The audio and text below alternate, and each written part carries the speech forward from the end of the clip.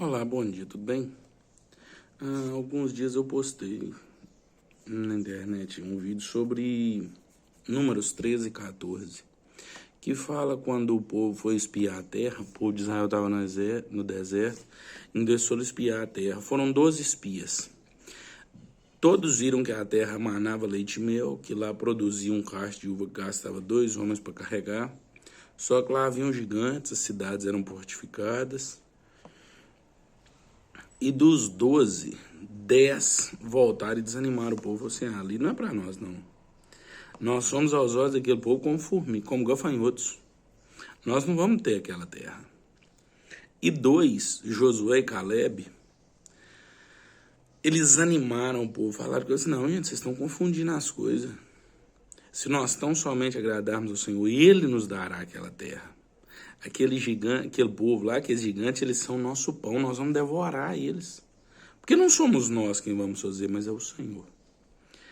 E a Bíblia diz que em Números 14, no final do capítulo, porque Caleb e Josué tiveram essa atitude, Deus falou por intermédio de Moisés que Caleb ia poder escolher a terra quando ele entrasse lá.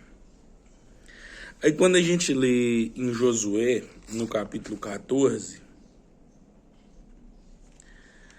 Caleb chega para Josué e fala assim: você lembra o que aconteceu naquele dia? Que o povo desfalecia e nós os animamos? E que naquele dia Deus, por intermédio de Moisés, falou que eu podia escolher? Aí a partir do versículo 10, 9 fala assim: então jurou Moisés naquele dia, Josué 14, do 9 em diante. Então jurou Moisés naquele dia, dizendo: certamente a terra que pisou teu pé será tua e de teus filhos em herança perpetuamente, porque perseveraste em seguir ao Senhor meu Deus. Versículo 10. Agora, pois, me conservou em vida, como falou. 45 anos se passaram desde o dia em que o Senhor falou essa palavra a Moisés, quando Israel ainda no deserto. E já tenho 85 anos de idade, e ainda estou tão forte como no dia em que Moisés me enviou. Qual era a minha força, então tal é ainda agora, para a guerra, para sair e para entrar. Dá-me este monte que o Senhor falou naquele dia. Naquele dia tu ouviste que os anaquins estavam ali. Esses anaquins eram descendentes dos gigantes que haviam na época, bem como cidades grandes e fortes.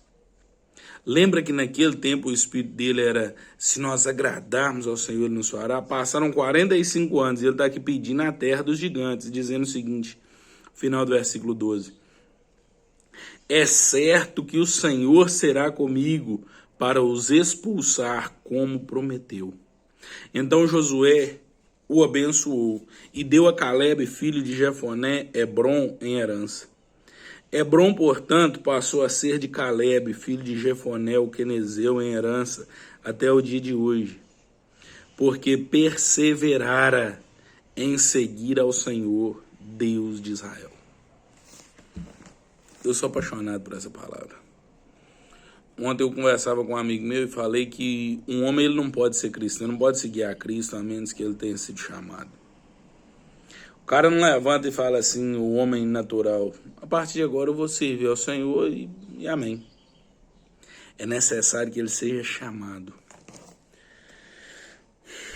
É necessário que o Senhor chame o nosso nome para ele. A Bíblia diz que nós só o amamos porque ele nos amou primeiro. Isso é o primeiro passo. Deus precisa nos chamar. Mas só que ao longo da vida, observando, eu percebi uma coisa: chamado sozinho não resolve nada. Depois de sermos chamados, é necessário perseverar em seguir a Cristo. Caleb, um velho de 85 anos, o que a gente quer com 85 anos?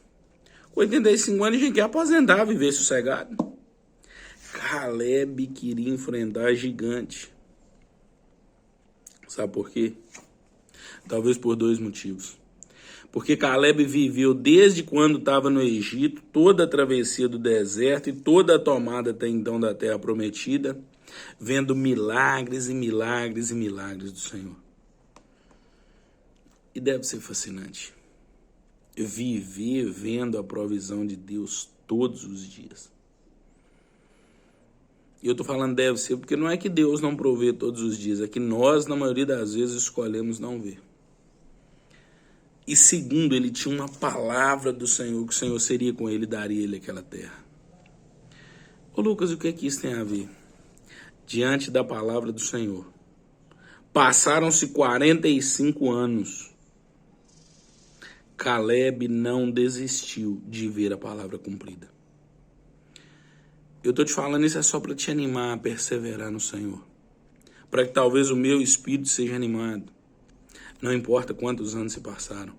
Se há uma promessa de Deus na nossa vida. Se nós perseverarmos em seguir a promessa do Senhor, nós a veremos cumprida. E eu estou falando de promessas nessa terra também.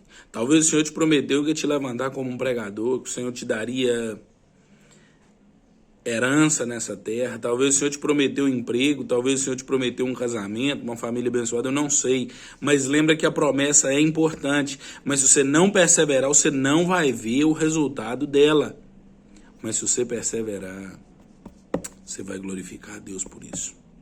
Hebrom passou a ser herança perpétua de Caleb, porque ele não desistiu de receber a promessa, ele perseverou em seguir o Senhor. Que nós possamos perseverar. Porque além de todas as coisas que nós podemos ter nessa terra, há uma herança eterna. E a Bíblia diz, o que perseverar até o fim, esse será salvo. O que for fiel até a morte, receberá a coroa da vida. O Senhor tem heranças e coisas eternas para nós. Mas após sermos chamados, é necessário haver perseverança. Mais uma vez eu digo que o Espírito que inundou Caleb, para que ele, diferente dos outros espias, visse e cresce na promessa. Esse mesmo Espírito continue nos nossos corações, para que com o passar do tempo a promessa não nos faça esmorecer. O tempo não nos faça esmorecer da promessa, mas nós perseveremos em seguir o Senhor até ver a promessa cumprida. Persevere em seguir a Cristo. Em nome de Jesus. Deus abençoe.